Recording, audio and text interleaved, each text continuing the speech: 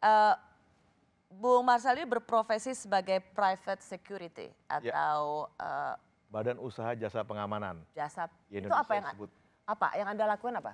Eh, kita apa namanya memberikan atau biasa disebut provider penyedia jasa keamanan, di mana selain itu kalau perusahaan biasanya sudah nyaman dengan kita, mereka biasanya meminta kita juga untuk membuat perusahaan aman dan nyaman. Ya, salah satunya tentunya ada masalah ekonomi dan apa namanya ada masalah-masalah keuangan mungkin yang cash flow mereka terganggu karena klien tidak bayar segala macam yang mengarah untuk membantu mereka untuk menagih atau kita sebutkan debt collection ya. Oke.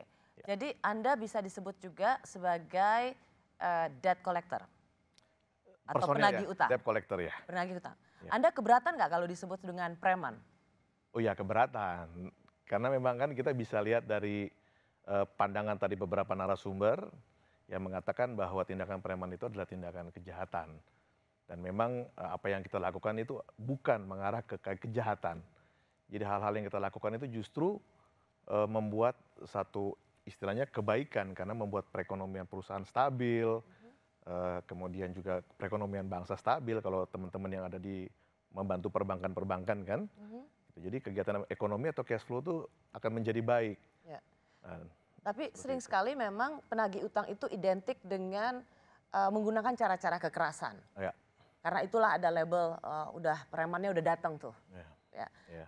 Bagaimana Anda mengubah persepsi bahwa Anda seorang debt collector tadi punya tujuan yang baik, tapi kan ada persepsi bahwa penagih utang itu ya preman dan identik dengan kekerasan. Ya, jadi di dalam dunia collection itu ada beberapa tahapan juga ya. Selain kita punya perusahaan security punya izin BUCP, itu di Apa itu BUCP? Badan Usaha Jasa Pengamanan. Oke. Nah, personel-personel security itu dilengkapi juga sertifikat-sertifikat dari OJK tentang bagaimana apa namanya istilahnya koridor-koridor untuk menagih hal-hal apa yang melanggar hukum, yang tidak melanggar hukum. Nah, hal-hal seperti itu yang kita berikan kepada personil untuk yang turun ke lapangan Oke. agar mereka semua istilahnya bersertifikasi dan profesional. Apabila ada tindakan pelanggaran hukum, itu merupakan tanggung jawab oknum. Oke. Jadi ini legal ya? Anda mengatakan Legal bahwa ya, ini legal ya? legal ya. Kalau Anda lihat misalnya ada kelompok-kelompok preman, Ya. John Kay misalnya, ya Ya. kan mengatakan ya saya penagih utang gitu. Iya. Apa yang membedakan Anda dan dia?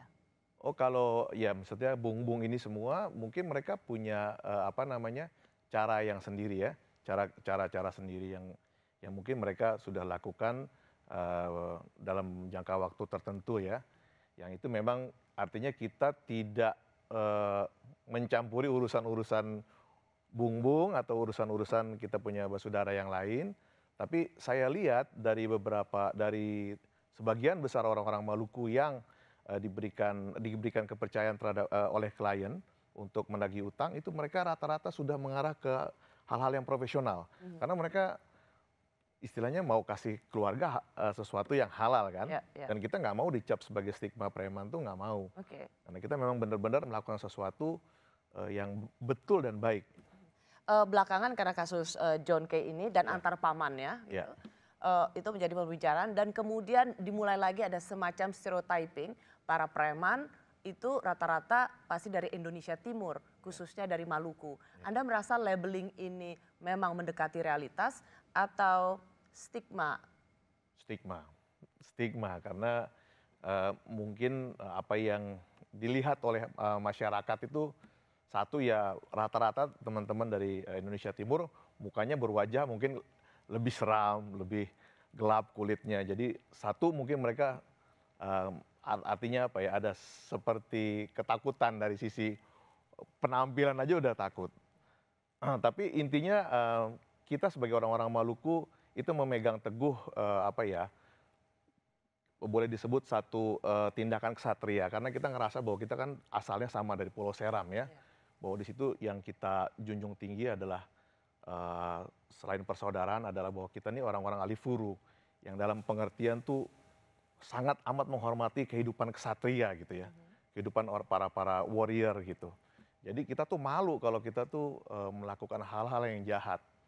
Itu tuh prinsipnya orang Maluku. Jadi kalau misalnya Mbak Rosi ke Maluku itu paling manis makanya kita dibilang Ambon Manise gitu. Jadi memang stigma itu karena mungkin di sini orang nggak biasa melihat atau mungkin juga oknum-oknum ada yang melakukan hal-hal yang jahat. Tapi bukan begitu orang Maluku. Kehidupan orang Maluku sangat sukses untuk dipraktekkan di organisasi. Oke. Hidup orang basudara. Jadi ada karena saat ini ada soal John Kay dan pamannya mengidentikan orang Indonesia Timur khususnya Maluku sebagai mereka yang sering melakukan preman dan melakukan kekerasan, itu adalah stigma yang luar biasa dan itu harus dilawan. Ya. Ada yang ingin Anda sampaikan terkait dengan kasus premanisme dan kemudian diidentikan dengan orang Maluku?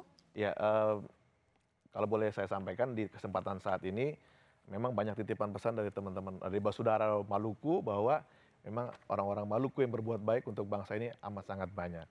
Jadi kedepannya kita akan lebih banyak lagi menunjukkan hal-hal yang baik. Oke. Ya, untuk yang saat ini mungkin yang sudah terjadi itu adalah internal dari urusan keluarga Bung John.